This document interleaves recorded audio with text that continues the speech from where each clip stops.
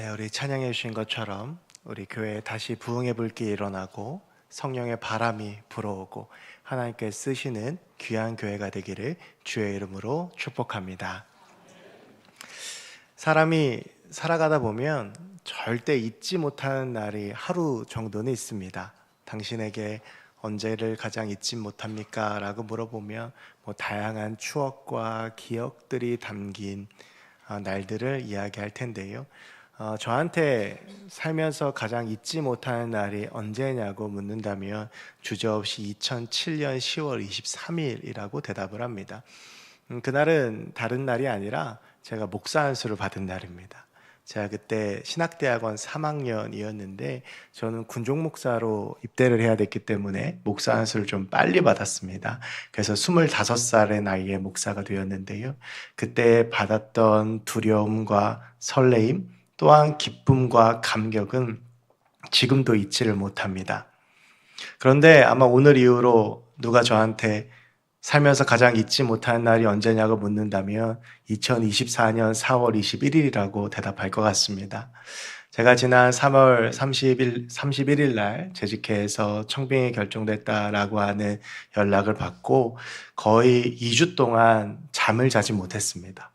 두려움도 있고 기쁨도 있고 설레임도 있고 저같이 어리고 부족한 사람을 왜 불러주시고 세워주셨는지에 대한 궁금증과 의문으로 날마다 밤마다 씨름하며 보냈습니다. 그래서 저와 제 아내가 지난 2주 동안 준비하면서 가장 많이 했던 말이 꿈 같다라는 이야기였습니다.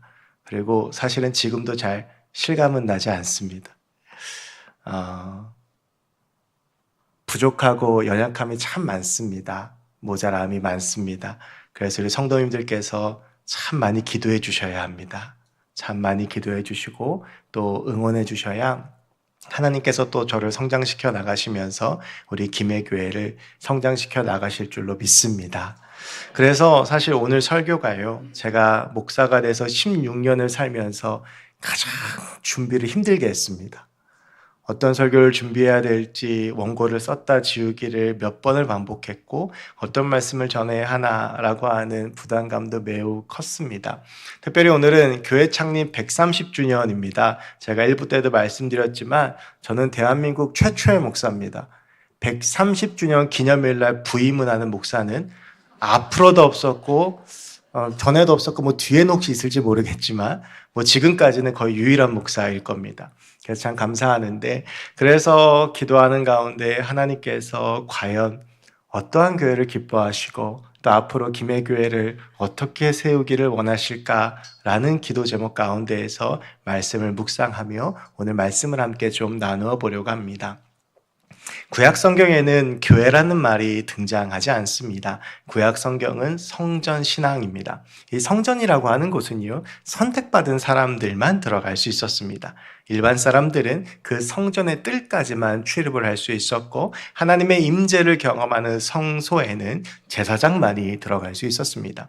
그리고 그 성소의 가장 은밀한 곳, 하나님의 가장 깊은 경험을 하는 지성소에는 오직 단 한 사람 대제사장만이 1년에 딱 하루만 들어갈 수 있었습니다.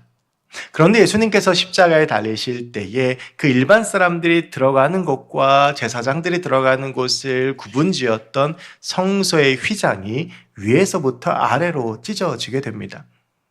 그때부터 우리는 누가 됐든지 간에 예수 그리스도의 보혈의 능력을 의지하고 십자가를 의지해서 누구나 다 하나님의 임재가 있는 곳으로 들어갈 수 있게 되었습니다. 그렇게 사람들이 모이는 곳에 하나님께서 성령을 부어주셨고 사람들이 모여서 이제는 누구나 어디가 있든지 간에 그곳이 성소가 되어 하나님의 임재를 경험할 수 있게 되었습니다. 바로 그것이 교회입니다.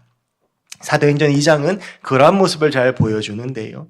마가의 다락방에 모였던 120명이 기도할 때에 하늘의 문이 열리고 불같은 성령이 그들 가운데 임했습니다. 그들은 그 가운데 성령의 놀라운 경험을 하게 되었고 그리고 함께 모여서 떡을 떼고 교제하고 말씀을 나누면서 부흥을 경험하고 하나님의 역사를 경험하고 하나님의 임재를 경험하며 그 가운데 하나님께서 허락하시는 하나님의 나라를 경험할 수 있었습니다.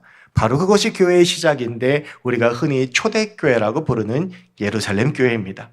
그렇게 시작한 교회는 오늘날까지 이르며 수많은 교회들을 탄생시켰는데요. 사도행전에는 이 예루살렘 교회 말고 또 다른 교회가 하나 등장을 합니다. 그것은 사도행전 11장에 탄생을 해서 오늘 본문이 13장까지 이어지는 안디옥 교회입니다. 누군가가 저에게 하나님께서 가장 기뻐하시는 교회가 어떠한 교회이겠느냐라고 물어보면 저는 주저없이 그 교회의 모델은 안디옥 교회라고 대답할 것입니다. 과연 그렇다면 안디옥 교회는 왜 하나님께서 그토록 기뻐하시는 교회였는지에 대한 은혜들을 잠시 나누어 보려고 합니다. 첫째로 안디옥 교회는 세상에 충격과 도전을 주는 교회였습니다. 오늘 본문 13장 1절의 말씀을 같이 함께 다시 한번 보겠습니다. 안디옥 교회에 선지자들과 교사들이 있으니 곧 바나바와 니게를 아는 시므온과 구레네 사람 루기오와 분봉왕 헤롯의 젖동생 마나엔과 및 사울이라. 이 안디옥 교회가 사도행전 11장에 보면 박해를 피해서 안디옥으로 도망온 유대인들에 의해서 탄생이 되어지게 됩니다. 이 유대인들이 모여서 함께 신앙생활을 하고 하나님의 말씀을 전하다가 그중에 구브로와 구레네 사람 몇이 그곳에 있는 헬라인들에게 복음을 전하고 그리고 그 복음이 확장되어지면서 안디옥 교회가 탄생을 하게 됩니다. 그렇게 해서 사람들이 모이고 함께 예배하자 그 소문을 들은 예루살렘 교회에서 바나바라고 하는 지도자를 그 안디옥 교회에 파송을 하게 됩니다. 이 바나바는 본인이 안디옥 교회를 목회하는 데 있어서 꼭 필요한 사람이었던 사울, 우리가 흔히 이야기하는 사도 바울을 고향 다소에 낙향해 있던 그에게 찾아가 그를 불러서 함께 공동 목회를 합니다. 그리고 사도행전 11장 예루살렘에 큰 흉년이 들었다라고 하는 이야기를 듣고 바나바와 이 사울이 그 예루살렘 교회를 돕기 위하여 떠나는 장면으로 끝이 나고요. 12장에 베드로에 대한 이야기가 나온 다음에 12장 마지막 부분에 다시 그들이 돌아왔다라고 되어져 있습니다. 그러고 나서 사도행전 13장에 보면 그 안디옥 교회에 5명의 지도자를 세웁니다. 조그마한 신앙 공동체로 시작했던 이 안디옥 교회가 점점 큰 교회가 되고 하나님께서 부흥을 허락하시면서 이제는 교회의 지도자를 세워야 되는 상황이 된 것입니다. 그때 세운 이들이 원래 서 있었던 바나바와 사울과 함께 시므온과 루기오와 마나엔이라는 사람이었습니다. 오늘 이 세 사람에 대해서 잠깐 함께 보려고 하는데요. 먼저 나오는 시므온은 잠시 후에 보기로 하고 루기오에 대해서 먼저 보겠습니다. 13장 1절에 이 루기오에 대해서 무엇이라고 설명하고 있냐면 구레네 사람이라고 이야기를 합니다. 여러분 아마 구레네 사람 그러면 생각나는 사람이 있으실 겁니다. 예수님의 십자가를 대신 지었던 구레네 사람 시몬입니다. 아마 같은 고향의 사람이었을 것으로 보여지는데요. 이 구레네는 오늘날의 북아프리카 리비아를 말합니다. 즉 이 루기오란 사람은 이방인이었다라고 하는 것입니다. 여러분, 유대인들은요, 자신들이 하나님께 선택받은 민족이다라고 하는 선민의식이 대단했던 사람들입니다. 그래서 사도 바울도 끊임없이 이방인 선교에 대한 문제로 유대인들과 논쟁하고 싸우지 않습니까? 유대인 아닌 이방인들이 구원을 받을 수 있느냐 없느냐의 문제입니다. 그런데 오늘 본문을 보면 이방인이었던 루기오가 교회의 지도자가 됩니다. 이건 유대인들이 보기엔 매우 놀라운 일이고 충격적인 일이죠. 그리고 뒤를 이어서 마나엔이라고 하는 사람이 나오는데요. 이 마나엔이라고 하는 사람은 헤롯의 젖동생이라고 되어져 있습니다. 익숙하지 않은 표현이실 텐데 이 젖동생이라고 하는 말은 같은 젖을 먹고 자랐다라고 하는 표현으로 같이 성장했다라고 하는 뜻입니다. 즉 헤롯 왕과 함께 왕궁에서 교육받고 컸다라고 하는 이야기인데 이것은 이 신분이 꽤나 높음을 보여줍니다. 아마 귀족이나 왕족이었을 것으로 보입니다. 그래서 이 젖동생이라고 하는 말의 헬라어 원어는 신드로포스인데 친한 동물을 의미합니다. 즉 이 마나인이라고 하는 사람은 굉장히 높은 지위에 있는 사람이었는데 이 사람이 그 당시에 박해받던 교회의 지도자가 되었다라고 하는 것입니다. 여러분, 이 복음은요, 그 사람이 이방인이든지 사회적으로 지위가 높은 사람이든지 그것에 중요하지 않습니다. 복음은 그것을 뛰어넘는 능력을 가지고 있습니다. 그래서 이방인도 교회의 지도자가 될 수 있고 사회에서 힘이 있는 사람도 교회의 지도자가 될 수 있습니다. 그런데 중요한 것은 제가 아까 전에 잠시 후에 보겠다고 말씀드렸던 시므온입니다. 이 시몬에 대해서는 1절에서 뭐라고 표현하고 있냐면 니게르라고 이야기를 합니다. 여러분, 니게르라고 하는 표현이 익숙하지 않으실 텐데 이 니게르는 니제르라고 하는 표현과 같은 말이고요. 오늘날의 중앙아프리카에 있는 국가를 말합니다. 그리고 이 니게르라고 하는 말에서 영어 단어인 니그로가 나옵니다. 즉, 이 니게르라고 하는 말은 그 당시에 흑인들을 지칭하는 말이었습니다. 이 시몬은요, 흑인이었습니다. 여러분, 오늘날에도 흑인들이 어떤 한 공동체의 지도자가 된다라고 하는 것은 결코 쉬운 일이 아닙니다. 그 개방적인 미국조차도 흑인 대통령은 최근에 나왔습니다. 그런데 이 안디옥 교회는요, 5명의 지도자들을 세우면서 그 가운데에 흑인을 세웠다라고 하는 것입니다. 복음은 인종도 민족도 뛰어넘어서 하나님의 사람으로 세우는 능력이 있는 것입니다. 여러분, 더군다나 그 당시에 흑인들은요, 노예이거나 사회적인 하층민이었습니다. 사람들이 볼 때 교회라는 공동체가 참 신기한 것입니다. 귀족인 마나임과 노예인 시므온이 앉아서 복음에 대해서 이야기를 하고 목양을 하며 교회를 이끌어 나가는 것이죠. 여러분, 이것이 그 당시 안디옥 교회가 세상에 줬던 충격이자 도전이었습니다. 세상의 공동체와는 다른 복음 안에서 한 형제 자매가 되는 놀라운 능력을 당시 교회가 보여주었던 것입니다. 여러분, 교회는 세상의 논리와 세상의 기준이 서 있는 곳이 아닙니다. 세상에서 인정받고 세상에서 힘있고 세상에서 물질이 있는 사람이라고 해서 교회에서 리더가 되고 교회에서 세워지는 것이 아니라, 세상에서 힘이 없고 지위가 낮고 돈이 없다고 해서 세상에서 멸시받는 것이 아니라 복음 안에서 한 형제요 자매되는 것이 바로 교회 공동체인 것입니다. 교회는 세상의 기준과 세상의 논리에 침탈되지 않고 오직 하나님의 말씀만이 서서 그 기준이 되는 것이 교회인 줄로 믿습니다. 여러분, 저는 우리의 교회의 기준이 오직 주의 말씀이기를 소원합니다. 우리 교회의 기준이 오직 복음이기를 소원합니다. 또한 그 교회를 이루는 나의 삶의 기준이 하나님의 말씀이 되고 하나님이 되기를 소원합니다. 여러분, 우리가 세상을 살아가면서요, 세상을 따라가면서 세상을 기준으로 삼을 때가 너무나도 많습니다. 여러분, 그러나 세상에서 맞다고 해도 하나님이 아니면 아닌 것입니다. 세상이 아니라고 해도 하나님이 맞다고 하면 맞는 것입니다. 바로 이해할 수 없는 논리가 통용되어지는 곳이 교회이며 그리스도인의 삶인 것입니다. 안디옥 교회는 그런 곳이었습니다. 이방인도 교회의 지도자가 되고 흑인도 교회의 지도자가 되고 그들과 함께 귀족들이 어울려 복음 안에 하나가 돼서 어우러져서 어떠한 이질감도 없이 하나님에 대해서 이야기하고 복음에 대해서 이야기하고 목양하고 사역하는 곳. 여러분, 그것이 하나님께서 기뻐하시는 교회인 줄로 믿습니다. 또한 우리의 교회가, 우리의 삶이 그렇게 되길 축복합니다. 두 번째는요, 하나님이 기뻐하시는 안디옥 교회는 이해할 수 없는 사랑으로 하나 되는 교회였습니다.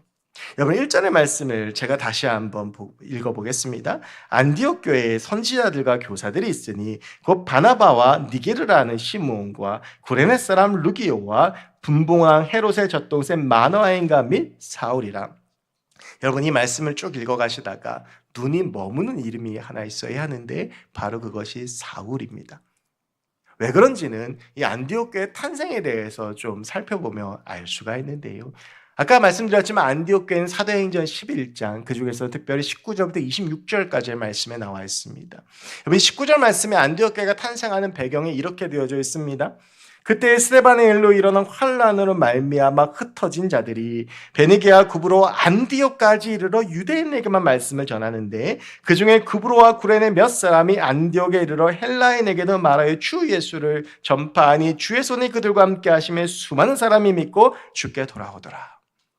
여러분, 이 스데반의 일이라고 하는 것은 사도행전 7장에서 말하는 스데반의 순교입니다. 스데반의 순교 후에 많은 박해가 예루살렘에 있었고 그 당시에 그리스도인들이 그 박해를 견디지 못해서 오늘 제가 방금 읽어드렸던 19절 말씀을 보면 그 환란으로 베니게, 쿠브로, 안디옥까지 이렇게 되었습니다. 그곳에서 유대인에게만 말씀을 전하다가 또 그 말씀을 전하는 지경이 넓어져서 이방인들에게 말씀을 전하고 안디옥 교회가 탄생하게 된 것이죠. 그리고 그렇게 탄생한 안디옥 교회가 점점점 하나님께서 성장해 주셔서 오늘 지도자를 세우는 데까지 이르게 된 것입니다.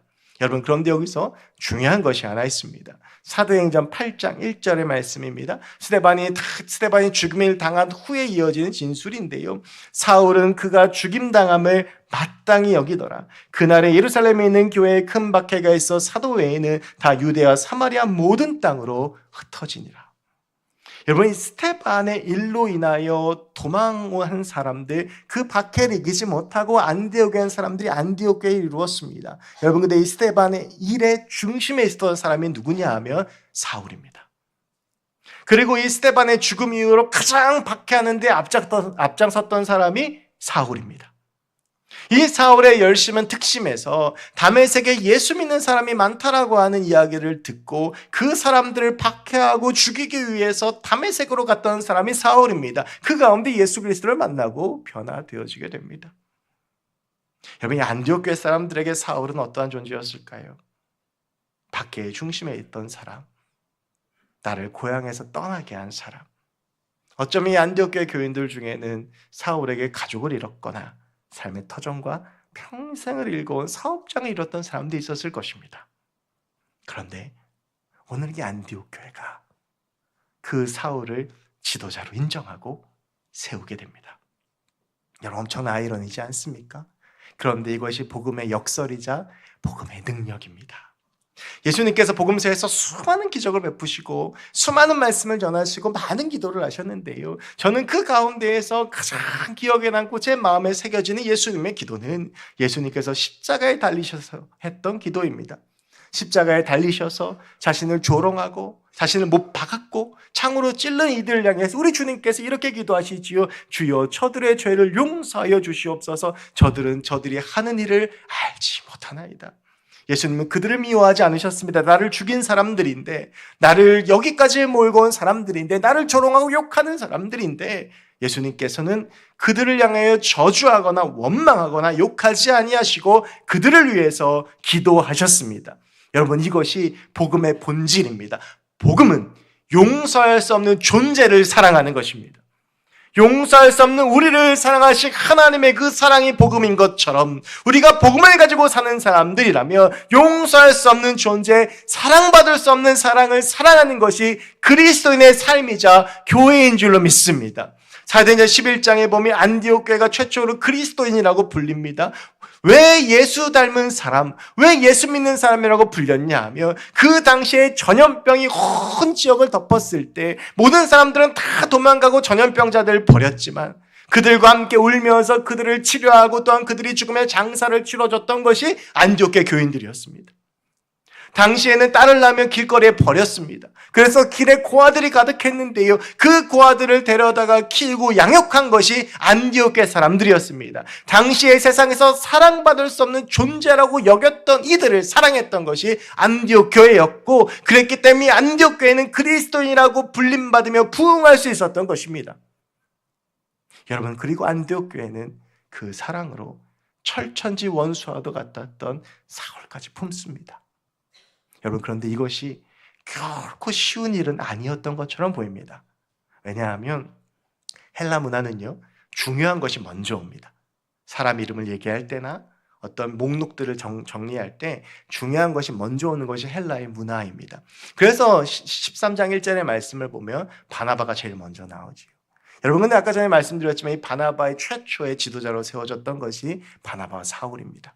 그런데 오늘 공식적으로 이 안디옥 교회 지도자들을 정리를 하면서 사울의 이름이 제일 뒤에 나옵니다. 여러분, 이것은 어떤 의미냐 하면 이 안디옥 교회 안에서도 치열한 싸움이 있었다는 것입니다. 어떠한 싸움입니까? 사랑하고 용서하기 위한 싸움입니다. 여러분, 우리 그리스도인들, 또한 우리 교회는 어떠한 싸움, 어떠한 다툼을 해나가야 하냐면 용서할 수 없는 존재를 용서하기 위해서, 사랑할 수 없는 존재를 사랑하기 위해서 치열하게 몸부림치며 살아가야 합니다. 용서라는 말을 들으면 숙제처럼 생각나는 사람이 있습니다. 사랑하라는 말을 들으면 내 마음속에 그 사람 사랑해야 되는데 라고 떠오르는 사람이 있습니다. 여러분, 그 사람을 용서하고 사랑해야 합니다. 그리고 용서하고 사랑할 수 있습니다. 그것이 복음의 능력입니다. 여러분, 그런데요, 우리의 인간적인 노력으로는 도무지 그 사람을 사랑할 수 없습니다. 도무지 용서할 수 없습니다. 오직 주 안에서 가능한 것입니다. 그래서 예수님께서 하나님 사랑과 이웃 사랑을 말씀하신 것이 바로 그것입니다. 우리가 하나님을 사랑할 때에 그 사랑과 그 힘으로 내 옆에 있는 내 이웃도 사랑할 수 있는 것입니다. 내 안에 하나님의 사랑이 충만할 때에 그 사랑이 흘러넘쳐서 내 옆에 있는 사람도 품을 수 있고 사랑할 수 있는 것입니다.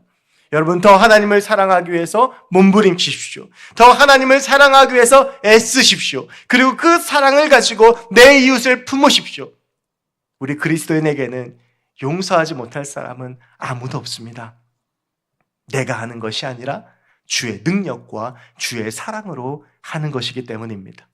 여러분, 저는 꿈꿉니다. 우리 김해교회가 이해할 수 없는 사랑으로 하나 되는 공동체가 되길 원합니다. 서로를 향해서 때로는 상처가 될 수도 있고, 때로는 서로 여러 가지 어려움도 있고, 마음의 아픔도 있겠지만, 복음으로 그것을 뛰어넘을 수 있고, 복음으로 하나 될 수 있고, 그래서 주 안에서 하나 되어서 나아가는 우리가 될 때에 하나님은 우리 교회를 기쁘게 쓰실 줄로 믿습니다. 또한 그렇게 사랑하기 위해서 몸부림치는 나의 삶을 주님께서 아시고, 그러한 나의 삶을 우리 주님께서 귀하게 쓰실 줄로 믿습니다. 마지막 세 번째는 하나님이 주인 되시는 교회입니다. 여러분, 13장 1절에 보면 안디옥 교회가 비로소 5명의 지도자들을 세웁니다. 교회 조직이 완성이 된 겁니다. 여러분, 교회 조직이 완성이 됐으면 이어지는 말에는 어떤 말이 와야 되겠습니까? 이 교회가 어떻게 쓰임을 받았다. 이 교회가 어떻게 부흥했다. 이 조직을 통해서 이 교회가 어떻게 성장했다. 이 교회를 통해서 막 이런 일들이 일어났다라는 말이 나와야 될 텐데, 재미있는 것은 2절과 3절 말씀을 보면 이들이 이제 지도자를 세우고 함께 모여서 금식하며 기도합니다. 하나님, 우리 안디옥 교회를 어떻게 쓰시겠습니까? 우리 안디옥 교회를 통해서 얼마나 지금까지 해왔던 것처럼 놀라운 부흥을 주시겠습니까? 하나님, 우리 무엇을 해야 될까요? 라고 이 안디옥 교회 사람들이 모여서 금식하며 기도하는데, 성령께서 말씀하시길 바나바와 사울을 따로 불러 세우라. 내가 그들을 통해서 할 일이 있다라고 하는 것입니다. 그리고 3절 말씀을 보면 하나님께서 이 사람들을 선교지로 보내십니다. 이렇게 사도 바울의 1차 전도 여행이 시작이 됩니다. 여러분, 아무리 지도자들이 세워졌지만 바나바는, 사울은 안디옥 교회에 있어서는 없어서는 안 될 존재들이었습니다. 안디옥 교회가 세워지고 탄생하는 데에 그 중심에 있었던 사람이었고, 지금까지 안디옥 교회를 이끌어왔던 것이 바나바입니다. 그런데 이제 교회 조직이 안정되고 교회가 뭔가 놀라운 일을 할 수 있을 것 같을 때에 하나님께서는 그 중심되는 바나바와 사울을 빼서 선교지로 보내십니다. 이것은 안디옥 교회에게 분명히 말씀해 주시는 것입니다. 교회의 주인은 사람이 아니라 하나님이다. 여러분, 이것은 하나님께서 일하시는 방식이셨습니다. 이스라엘 백성들이 여리고성을 무너뜨립니다. 그 난공불락의 여리고성을 무너뜨릴 때 그들은 자신의 힘과 능력으로 하지 않았습니다. 무장하지 않고 여리고성을 그저 돌기만 했는데, 그 말씀에 순종하자 주인 되시는 하나님께서 그 여리고성을 무너뜨리셨습니다. 다윗이 골리앗 앞에 섰을 때에 그는 비록 작고 연약한 소년이었지만 그가 만군의 여호와의 이름을 의지하며 나아갈 때에 하나님은 그 돌멩이 하나로 골리앗을 쓰러뜨리셨습니다. 사자굴에 들어간 다니엘은 그 사자들과 싸울 힘이 없었습니다. 늙고 병든 그가 하나님께 기도하자 하나님께서는 사자 입을 막아주셨습니다. 우리가 인생에서 실패하는 이유는 무엇입니까? 주인의식이 잘못됐기 때문입니다. 내 인생의 주인은 내가 아니라 하나님입니다. 우리 교회의 주인은 내가 아니라 하나님입니다. 그런데 우리는 인생을 살면서 내 인생의 주인이 나라고 착각을 합니다. 그러고 나서 실패하죠. 그 가장 대표적인 경우가 다윗입니다. 여러분, 다윗은요, 성경에서도 이야기합니다. 어디로 가든지 이겼다. 그런데 그 다윗이 왕위를 솔로몬에게 넘겨주기 전 큰 실수를 하는데 인구조사를 한 것입니다. 인구조사를 해서 군대 조직을 정비하기 위해서였죠. 아니, 왕이라면 인구조사 한 번쯤 할 수 있지 않습니까? 그런데 이것이 왜 잘못된 것입니까? 그의 중심 때문이죠. 다윗은 골리앗을 쓰러뜨릴 때도 블레셋과 싸워 이길 때도 자기의 힘과 자기의 능력을 하지 않았습니다. 하나님이 이기게 하셨습니다. 그런데 다윗이 솔로몬에게 왕위를 넘겨주려고 보니 걱정이 되는 겁니다. 솔로몬은 자신과 다릅니다. 전쟁에 대해서도 모르고 군인도 아닙니다. 그러니 내가 이 군사 조직을 잘 정비해서 내 아들에게 줘야 되겠다 라고 생각을 해서 인구조사를 하게 됩니다. 무엇입니까? 하나님이 주인인 것을 잊어버린 것입니다. 하나님이 전쟁을 하셨다는 것을 잊어버린 것입니다. 그러자 하나님께서는 분노하셨고 전염병이 이스라엘에 돌 때에 다윗이 알아오는 타작마당에서 철저히 회개하자 그 전염병이 그치게 됩니다. 여러분, 우리의 인생에서 가장 큰 문제는 뭔지 아십니까? 이미 이 일이 벌어진 다음에 다윗처럼 하나님께 나아간다라고 하는 것입니다. 내 인생의 주인이 하나님이시기에 하나님께 모든 것을 맡기고 하나님을 따라가면 되는데 내 힘과 내 능력 가지고 살아가다가 실패하면 그제서야 기도의 자리로 나오고 그제서야 주님을 찾는 것이 우리 인생의 가장 큰 문제이죠. 제가 청년부 사역을 꽤 오래 했습니다. 청년부 사역을 할 때에 제가 제일 불안해질 때가 언제냐 하면 도저히 저 친구는 새벽 기도를 나올 친구가 아닌데 새벽 기도를 나올 때입니다. 하루 정도는 실수로 깼겠지라고 생각하는데 그 다음 날도 나오고 그 다다음 날도 나오면 굉장히 불안해집니다. 저 친구에게 지금 무슨 일이 생긴 걸까? 그래서 그때 이제 전화를 하면 꼭 어떤 일이 벌어집니다. 여러분, 그런 일이 벌어지기 전에 우리가 먼저 하나님께 기도하고 우리가 먼저 하나님 주인으로 모시고 하나님과 함께 살아갔으면 어땠을까요? 여러분, 우리가 하나님을 주인으로 모시는 삶을 살아가면 그런 사람들이 모이는 교회는 하나님이 주인 되시고 하나님은 그런 교회를 기쁘게 쓰실 수밖에 없습니다. 사랑하는 성도 여러분, 우리의 삶이 주인이 하나님이신 것을 인정하고 그 하나님을 주님으로 진정으로 고백하며 살아가는 저와 여러분들의 삶이 되었으면 좋겠습니다. 그런 우리가 모일 때에, 그런 우리가 모여서 예배할 때에, 그런 우리가 교회를 함께 할 때에 하나님 우리 교회의 주인이 되어주시고 하나님께서 놀라운 일들을 해주실 줄로 믿습니다. 하나님은 우리 교회의 주인 되셔서 지난 130년 동안 우리 교회의 발걸음 한 걸음 한 걸음을 인도해서 지금까지 오게 하셨습니다. 그리고 우리가 하나님을 주인으로 모시고 살아가며 씨름하며 하나님과 함께 걸어가면 하나님께서 앞으로의 130년 동안에 또 주인 되셔서 더 놀라운 일들을 해 주실 줄로 믿습니다. 세상의 기준이 아니라 주의 말씀의 기준이 되는 교회, 이해할 수 없는 사랑으로 뭉쳐져서 반드시 하나 되기 위하여 치열하게 몸부림치는 교회, 하나님이 주인 되시는 교회로 우리가 살아간다면 하나님은 우리 교회를 통하여 하나님의 놀라운 일들을 해 주실 줄로 믿습니다. 저와 여러분 함께 그 하나님의 역사를 기대하며 그 하나님의 역사를 경험하며 하나님이 열어주실 새 날들을 기대하며 나아가는 하나님의 사람들이 되기를 주의 이름으로 간절히 축원합니다. 기도하겠습니다. 하나님, 오늘 이 시간 함께 부족한 종을 통하여 말씀을 나누었습니다. 하나님, 우리가 안디옥 교회처럼 아름다운 교회가 되길 원합니다. 하나 되는 교회로, 세상의 기준이 아니라 하나님만 붙잡고 사는 교회로, 오직 주님 주인 되신 교회로 나의 삶이 우리 교회가 살게 하여 주시옵소서. 그럴 때 하나님께서 우리 교회를 통하여 하나님의 놀라운 일들을 해주실 줄로 믿습니다. 그 하나님 붙잡고 그 하나님과 함께 나아가는 우리 모두가 될 수 있게 하여 주옵시고, 그럴 때 우리에게 주시는 주의 은혜를 마음껏 경험하는 우리 모두가 되게 하여 주시옵소서. 감사드리며 모든 말씀 예수 그리스도의 이름으로 기도하옵나이다. 아멘.